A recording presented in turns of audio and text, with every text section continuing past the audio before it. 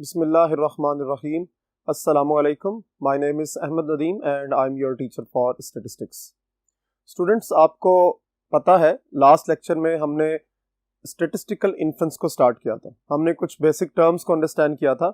आज भी हम कुछ इंपॉर्टेंट टर्म्स को अंडरस्टैंड करेंगे ताकि आने वाले लेक्चर्स में जो न्यूमेरिकल क्वेश्चंस हमने सॉल्व करने हैं उनके कॉन्सेप्ट्स को क्लियर किया जा सके. तो चलिए बोर्ड की तरफ देखते हैं और अपने कॉन्सेप्ट्स को क्लियर करते हैं.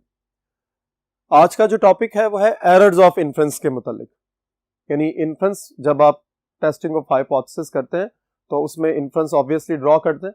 तो उस इन्फ्रेंस के अंदर कुछ एरर्स प्रोड्यूस होते हैं. ठीक है, वो एरर्स किस तरह के हैं वो उसको हम अंडरस्टैंड करते हैं. उससे पहले कुछ अजम्पशंस जो हैं वो भी आपने माइंड के अंदर रखनी है कि sample evidence is used to test the null hypothesis. यानी जब आप कोई हाइपोथेसिस जनरेट करते हैं तो उसमें आप एक सैंपल ड्रॉ करने के बाद उसकी एविडेंस को चेक करते हैं. ठीक है, सो इसका मतलब ये हुआ कि नल हाइपोथेसिस को टेस्ट करने के लिए सैंपल एविडेंस का होना बहुत ज्यादा जरूरी है. Number one, if sample evidence convinces us, यानी आप ये ज़हन में रखिए कि अगर आपने जो सैंपल ड्रॉ किया है वो अगर कन्विंस कर दे कि H not has only a small chance of being true, यानी आपने एक इन्फ्रेंस ड्रॉ कर दिया, आपने नल हाइपोथेसिस जनरेट कर लिया, उसकी बेस पर जब आप ये देखते हैं कि हमें एक एविडेंस मिलती है कि एक स्मॉल चांस है किस चीज का, ऑफ बीइंग ट्रू, किसका, एच नॉट के लिए. यानी जो आपने इन्फ्रेंस ड्रॉ किया है उसके ट्रू होने का बहुत ही कम चांस है. स्मॉल चांस का मतलब ये है वी से H naught is unreasonable and rejected. जरा गौर करना, आपने बहुत ही इंपॉर्टेंट कॉन्सेप्ट को हम डिस्कस कर रहे हैं. यानी आपने एक इन्फ्रेंस को ड्रॉ कर लिया, उस इन्फ्रेंस को ड्रॉ करने के बाद जो सैंपल आपने जो है वो सिलेक्ट किया है, उस सैंपल की एविडेंस अगर आपको ये कह रही है, यानी सैंपल से जो इंफॉर्मेशन मिल रही है, सैंपल को आपने डिफरेंट एनालिसिस के लिए जो है वो पुटअप किया है और वहां से एक एविडेंस जो जनरेट हो रही है वो ये कह रही है कि भाई एच नॉट के ट्रू होने का बहुत ही कम चांस है, तो फिर हम क्या करेंगे, फिर हम ये कहेंगे कि उसको रिजेक्ट कर दिया जाए क्योंकि वो अनरीजनेबल है. ठीक है, सो अनरीजनेबल होने की वजह से हम उसको रिजेक्ट कर देंगे. और and we do not reject H naught. एक और सिचुएशन भी है कि अगर आपने एच नॉट रिजेक्ट किया है किस वजह से, कि स्मॉल चांस है, तो फिर हम कब रिजेक्ट नहीं करेंगे, अगर हमें जो है वो same evidence does not convince us that H naught is unreasonable. यानी आप यूं कह लीजिए कि आपके पास जो एविडेंस आ रही है वो आपको कन्विंस नहीं कर पाती है कि आप एच नॉट को रिजेक्ट करें, तो फिर ऑब्वियसली आप क्या करेंगे, आप उसको रिजेक्ट उस सिचुएशन में नहीं करेंगे, यानी उसको आप क्या करेंगे, एक्सेप्ट कर लेंगे. आप ये याद रखिए कि ये डू नॉट रिजेक्ट की जगह पर आप एक्सेप्ट भी लिख सकते हैं, एक्सेप्ट. ठीक है, and we accept H naught if evidence does not convince us. Same evidence इसलिए कहा गया कि उसी सिचुएशन में हमने प्रोड्यूस कर रहे हैं, उसी सिचुएशन में हम देख रहे हैं. यानी एक ही सिचुएशन में दो तरह के एनालिसिस को देख रहे हैं, दो तरह की स्टेटमेंट्स को, दो तरह की अजम्पशंस को हम माइंड के अंदर रख रहे हैं. यानी एक सिचुएशन में यह है कि हमें एविडेंस ये कह रही है कि भाई बहुत ही स्मॉल चांस है ट्रू होने का, ओके जी रिजेक्ट कर दें. अब हम एक्सेप्ट कब करेंगे, एक्सेप्ट उस सूरत में करेंगे जब वो ही एविडेंस हमें ये बता दे कि भाई आप जो है वो अपने एच नॉट को जो है वो किसी सूरत भी रिजेक्ट नहीं कर सकते क्योंकि इतनी एविडेंस है. यानी आपके पास एक लार्ज चांस है किसको एक्सेप्ट करने का, एच नॉट को. ठीक हो गया. सो अब जब ये सिचुएशन प्रोड्यूस हो गई है, यानी सैंपल की जो एविडेंस है वो हमें कन्विंस कर रही है कि रिजेक्ट कर दें, और सैंपल की एविडेंस हमें कन्विंस कर रही है कि रिजेक्ट ना करें. यानी आप गौर कीजिए कि सारा का सारा दारोमदार जो है वो किसके ऊपर है, सैंपल की एविडेंस के ऊपर. सैंपल एविडेंस का मतलब यह है कि सैंपल से जो इंफॉर्मेशन हमें मिल रही है या जो हम सैंपल यूज कर रहे हैं वो हमें किस तरह, हमारे उसके जो रिजल्ट्स हैं वो हमें क्या कह रहे हैं. ठीक है, वहां से हम ये देख सकते हैं कि दो तरह के हमारे पास अल्टरनेट कंक्लूजन्स बिल्टअप होंगे. कौन कौन से कंक्लूजन्स बिल्टअप होंगे, कि आप एच नॉट को रिजेक्ट कर दें. नल हाइपोथेसिस का मतलब हम ऑलरेडी पिछले लेक्चर में पढ़ चुके हुए हैं कि नल हाइपोथेसिस को हम क्या कहते हैं, H not. So reject H not एक सिचुएशन हो सकती है, एक्सेप्ट H नॉट दूसरी सिचुएशन हो सकती है। यानी आप ये कह सकते हैं कि सैंपल की एविडेंस ये बताएगी कि आपने H नॉट को एक्सेप्ट करना है या H नॉट को रिजेक्ट करना है। सो दोनों सूरतों में कि जब आप इन्फ्रेंसेस को ड्रॉ कर लेते हैं और सैंपल की इंफॉर्मेशन की बेस के ऊपर आप अपना कोई डिसीजन लेना चाह रहे हैं, तो हमारे पास दो अल्टरनेट कंक्लूजन्स या डिसीजंस बचेंगे, एक्सेप्टेंस के हवाले से भी और रिजेक्शन के हवाले से भी। अब इसी कॉन्सेप्ट को मजीद क्लियर करते हैं नेक्स्ट बोर्ड की तरफ और अपने नेक्स्ट कैलकुलेशंस की तरफ चलते हैं। जी, नेक्स्ट हमारे पास states of nature of null hypothesis, यानी आपने इसको नल हाइपोथेसिस की जो नेचर है वो किस तरह की हो सकती है। देखिए, जो H नॉट है यानी नल हाइपोथेसिस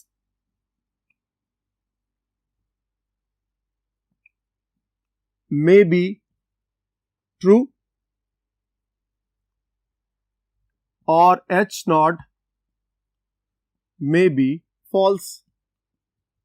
ये दो ही सिचुएशंस हो सकती है ना नेचर उसकी, अगर आप देखें, यानी नेचर का मतलब ये है कि आपने जो इन्फ्रेंस ड्रॉ किया उसमें H नॉट के हवाले से जो स्टेटमेंट ड्रॉ की है, आप ये कह सकते हैं कि वो हमें, चूंकि अभी अंदाजा तो नहीं है ना, तो हम अभी कैलकुलेशन की तरफ मूव कर रहे हैं। सो आप याद रखिए कि वो जो H नॉट आपने बनाया है वो ट्रू भी हो सकता है और वो फॉल्स भी हो सकता है। अब आपने जरा गौर करना है, चार तरह की सिचुएशंस जो है ना वो प्रोड्यूस हो जाएंगी। गौर करना है, हमने एक इन्फ्रेंस ड्रॉ किया, जरा गौर करना है, आपने इन्फ्रेंस को ड्रॉ किया, इन्फ्रेंस को ड्रॉ करने के बाद सैंपल एविडेंस ये कह रही है H नॉट को रिजेक्ट कर दें। एक बात, सैंपल की एविडेंस ये भी कह सकती है कि H नॉट को एक्सेप्ट कर लें। अब इन दोनों सिचुएशंस में आप जरा गौर कीजिए, अगर मैं पहली सिचुएशन को अंडरस्टैंड करूं कि जिसमें ये मैं कह रहा हूं कि H नॉट को आप रिजेक्ट कर दें, तो क्या हमें यह नहीं हो सकता कि जिसको हम रिजेक्ट कर रहे हैं वो ट्रू हो, यानी रिजेक्ट H नॉट जबकि H नॉट ट्रू है। यह सिचुएशन भी हो सकती है। हम H नॉट को रिजेक्ट कर दें, दूसरी सिचुएशन ये भी बन सकती है H naught may be false, यानी अगर H नॉट को रिजेक्ट कर रहे हैं हो सकता है H नॉट ट्रू हो, हम H नॉट को रिजेक्ट कर रहे हैं हो सकता है H नॉट फॉल्स हो। सो ये दो सिचुएशन बन गई। थर्ड सिचुएशन क्या बनेगी, H नॉट को एक्सेप्ट करें। अगर आप H नॉट को एक्सेप्ट कर रहे हैं मे बी वो ट्रू हो और मे बी वो फॉल्स हो। सो यही चार सिचुएशंस यहां पर मैंने आपको बोर्ड पर नजर आ रही होंगी कि अगर आप किसी ट्रू, यानी गौर करें, ट्रू नल हाइपोथेसिस को रिजेक्ट कर दें तो वो क्या होगा, वो रॉन्ग डिसीजन है। क्योंकि देखिए, हम ये देख रहे हैं कि H नॉट जो आपने बनाया था वो रियल लाइफ के अंदर वो बिल्कुल ठीक है, उसके बारे में जो आपने आइडिया लगाया था वो करेक्ट है, लेकिन आपका जो सैंपल एविडेंस है वो ये कह रहा है कि नहीं भाई आप उसको रिजेक्ट कर दें, तो फिर होगा क्या, वो रॉन्ग डिसीजन है। ठीक हो गया। अच्छा, अब अगर ट्रू नल हाइपोथेसिस, जिसका हमें आइडिया है हमें कि वो नल हाइपोथेसिस ट्रू है लेकिन हम उसको रिजेक्ट नहीं करते, तो फिर क्या होगा, ये जरा गौर करना है कि ये एक करेक्ट डिसीजन नहीं होगा।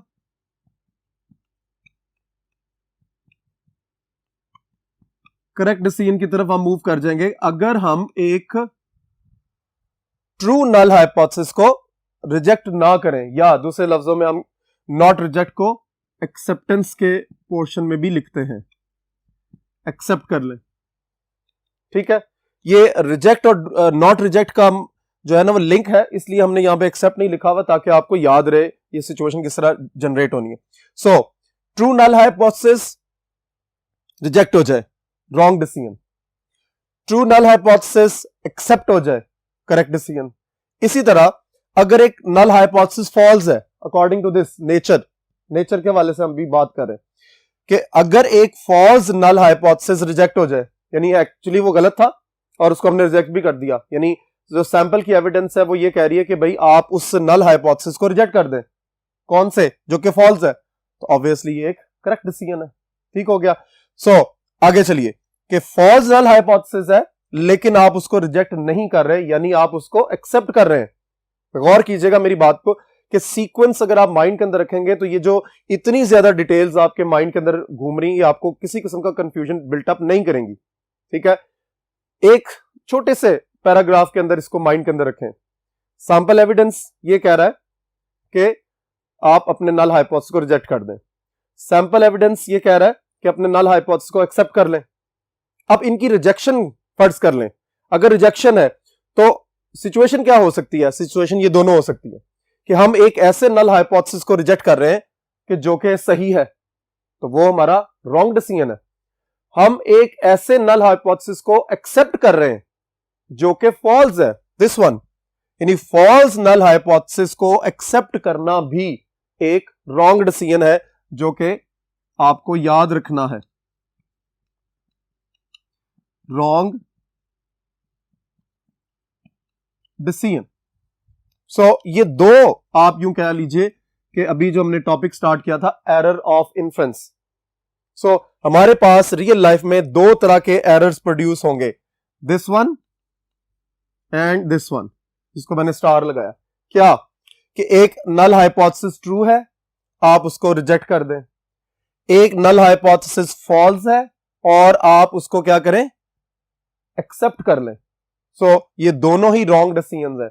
इन्हीं रॉन्ग डिसीजंस के हवाले से जो हमारी नेक्स्ट कैलकुलेशंस है, इसको हम कहते हैं एरर्स, यानी फर्स्ट ये भी एरर है, ये भी एरर है। अब इसमें से एक टाइप 1 एरर है और दूसरा है टाइप 2 एरर। इन दोनों एरर्स को हम नेक्स्ट बोर्ड पर अंडरस्टैंड करते हैं। जी, टाइप 1 एरर, अभी हमने दो एरर्स को डिस्कस किया है।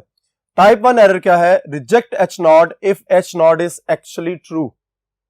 यानी आप जरा गौर कीजिएगा, एरर कब होगा? जब हमारे पास एक सिचुएशन जो है वो एग्जिस्ट कर रही है और दूसरी एग्जिस्ट नहीं कर रही। जरा प्रीवियस बोर्ड्स को माइंड के अंदर रखना है, तब ये आपको बात समझ में आएगी।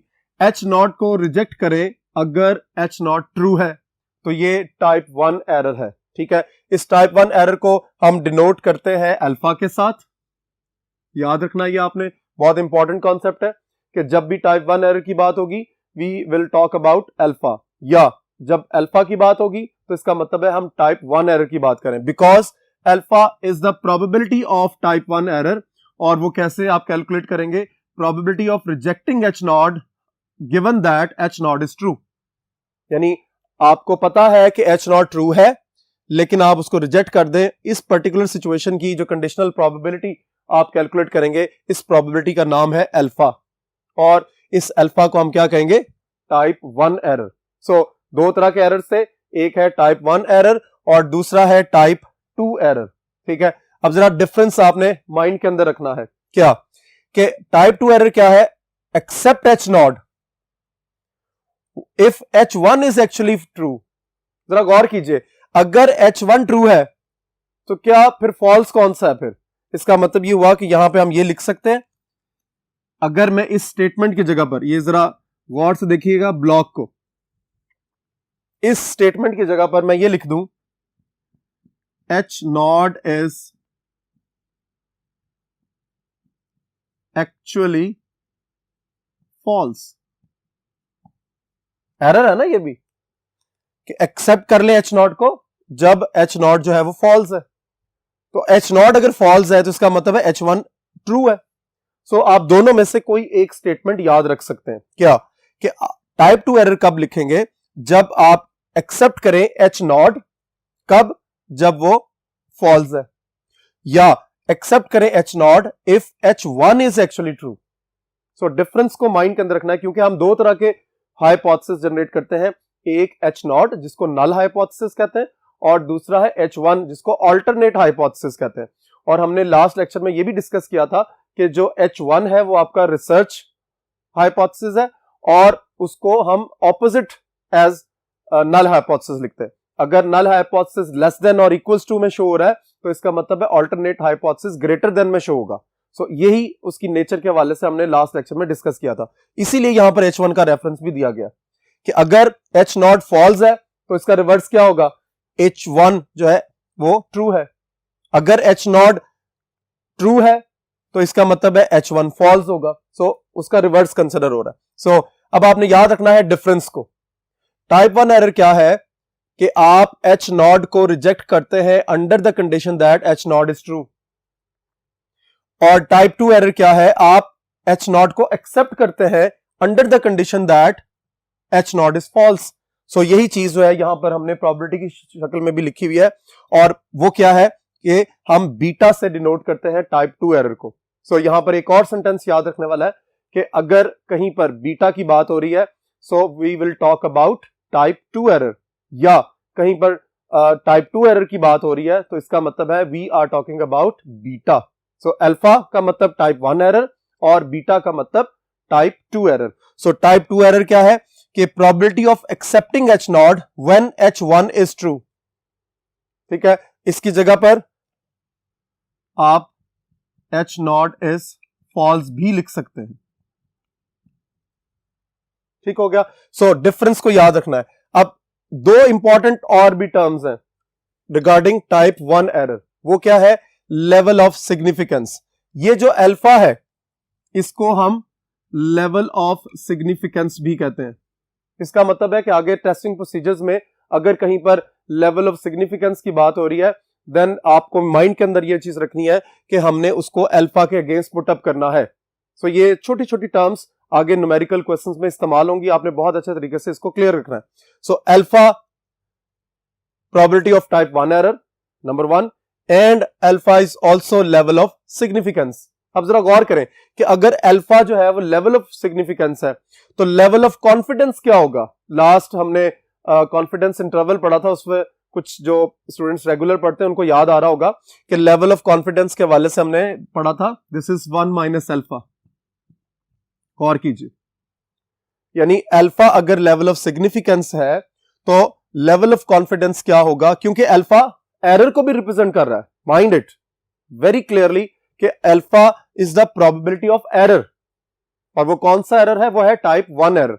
सो टाइप 1 एरर की प्रोबेबिलिटी का नाम अल्फा है, तो 1 माइनस अल्फा ऑब्वियसली एरर से हटके चीज है, और वो क्या है? Level of confidence. इसको हमने एक छोटी डायग्राम के थ्रू भी अंडरस्टैंड किया था कि आपकी जो डिस्ट्रीब्यूशन बन रही है, तो फर्ज कर ले ये आपका अल्फा है, ये रेड से मैंने शो किया हुआ है, ठीक है, एरर है। तो ऑब्वियसली जो चीज आपके पास बच गई है लेफ्ट साइड पर, this is 1 minus alpha.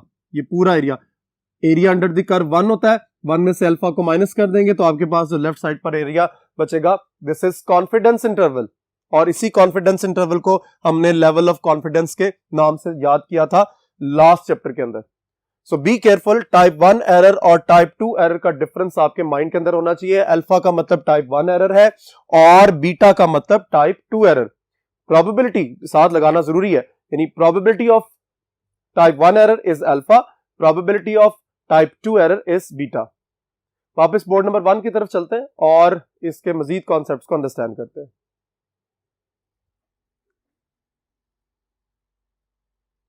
Ji, next है हमारे पास टेस्ट ऑफ सिग्निफिकेंस। देखिए, इससे पहले हमने हाइपोथेसिस टेस्टिंग के हवाले से कुछ अंडरस्टैंडिंग बिल्टअप किया है, और अब हम ये भी थोड़ा सा डिफरेंस को अंडरस्टैंड करेंगे कि टेस्टिंग ऑफ हाइपोथेसिस और टेस्ट ऑफ सिग्निफिकेंस में क्या डिफरेंस है। याद रखिए कि ये एक प्रोसेस है ऑफ टेस्टिंग अ हाइपोथेसिस। जरा गौर करना है आपने कि एक टेस्टिंग प्रोसीजर है कि जिसमें हम हाइपोथेसिस को टेस्ट कर रहे हैं। सो टेस्ट ऑफ सिग्निफिकेंस भी वही है एक्चुअली, कि जो प्रोसेस को शो कर रहा है कि जिसमें एक हाइपोथेसिस को टेस्ट किया जा रहा है, लेकिन किस लिए? To gain a general impression about the parameter. यानी हम टेस्ट ऑफ सिग्निफिकेंस में क्या करते हैं कि एक जो पॉपुलेशन पैरामीटर जिसके बारे में टेस्टिंग की जा रही है, हम उसका एक जनरल इंप्रेशन जो है वो फाइंड करते हैं। अब टेस्ट ऑफ सिग्निफिकेंस जो है वो डिफरेंस कहां से आता है विद हाइपोथेसिस टेस्टिंग? क्योंकि यहां पर हम लोग क्या करते हैं कि अल्फा की वैल्यू जो टाइप 1 एरर है उसको फिक्स कर देते हैं। सो फिक्सिंग की वजह से टेस्ट ऑफ सिग्निफिकेंस और टेस्टिंग ऑफ हाइपोथेसिस के अंदर थोड़ा सा जो है वो डिफरेंस क्रिएट होता है, और उस डिफरेंस की वजह से हम ये कहते हैं कि आपको इसमें डिफरेंट आइडियाज को जनरेट करना होता है। सो बी केयरफुल कि एक जनरल इंप्रेशन जब पैरामीटर का हम जनरेट करते हैं तो वो टेस्ट ऑफ सिग्निफिकेंस है, और ये टेस्ट ऑफ सिग्निफिकेंस जो है वो हाइपोथेसिस टेस्टिंग से डिफरेंस है, क्योंकि अल्फा के हवाले से हमें डिफरेंट अजम्पशंस का सामना करना पड़ता है। ठीक है, अब नेक्स्ट हम अंडरस्टैंड करेंगे steps to follow when testing a hypothesis. यानी किसी एक पर्टिकुलर हाइपोथेसिस को अगर आपने टेस्ट करना है तो कौन कौन से स्टेप्स आपने फॉलो करने हैं। सबसे पहले तो 4 मोस्ट इंपॉर्टेंट स्टेप है वो है डेटा कलेक्शन का, ठीक है, कि आपने डेटा को अच्छे तरीके से कलेक्ट कर लिया है और एक सैंपल जो है वो आपने जनरेट कर लिया। अब सैंपल को जनरेट करने के बाद सबसे पहला जो इंपॉर्टेंट पॉइंट है वो है formulation of H0 and H1।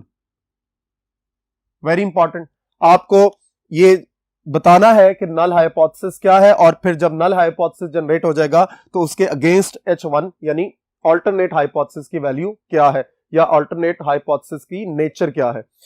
First step के बाद जो सेकंड स्टेप है, डिसाइड अल्फा। ठीक है, ऑब्वियसली अल्फा के वाले से आप ये अच्छे तरीके से जान चुके हुए, it is the probability of type 1 error.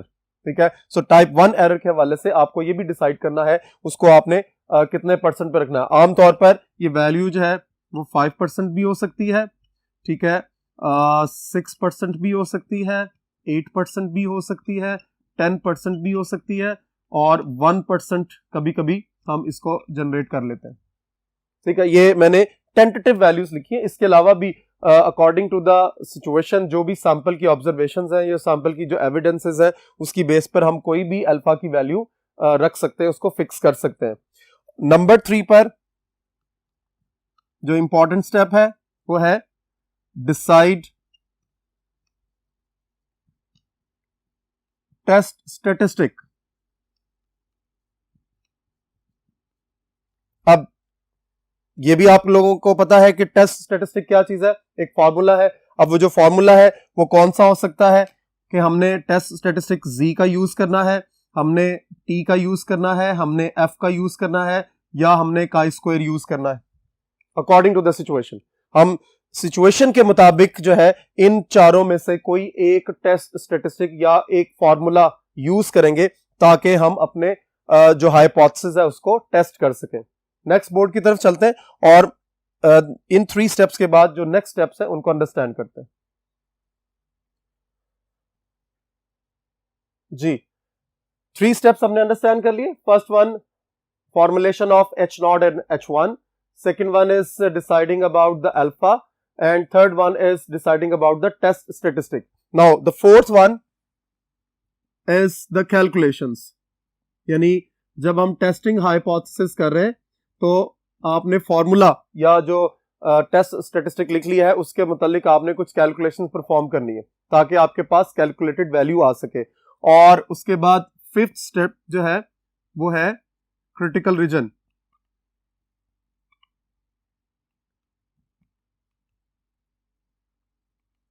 Critical reason का मतलब हम यहां पर डिसीजन रूल भी लिख सकते हैं, यानी एक ऐसा रूल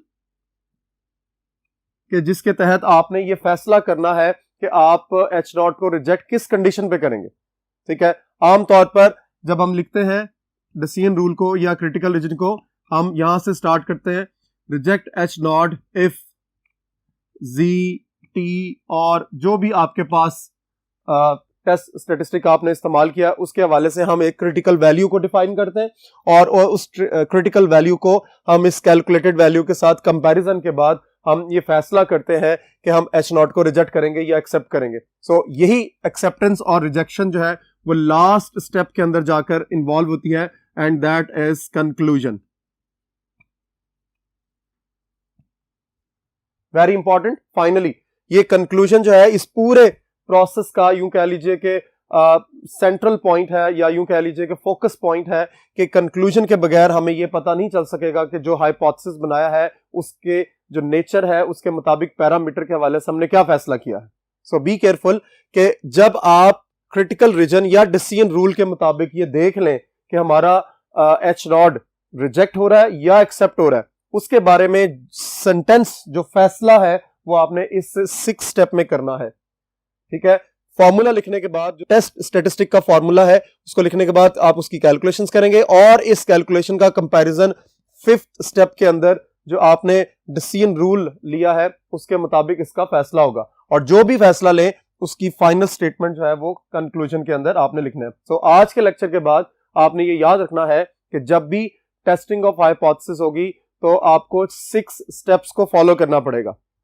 ठीक है, ये 6 स्टेप्स जो है वो आपको लीड करेंगे टुवर्ड्स द कंक्लूजन्स, कि जिसमें आप ये फैसला करेंगे कि जो आपने सैंपल डेटा को देखते हुए जो एविडेंस प्रोड्यूस हो रही है वो एविडेंस हमें क्या कह रही है कि हम अपने H0 को रिजेक्ट करें या एक्सेप्ट करें। होप आज का लेक्चर यहाँ पर अच्छे तरीके से क्लियर हो गया होगा। अपना और अपनी फैमिली का ख्याल रखिए और इस लेक्चर को अच्छे तरीके से रिवाइज करें ताकि आने वाले न्यूमेरिकल क्वेश्चंस में इसका अच्छे तरीके से इस्तेमाल हो सके। अल्लाह हाफिज।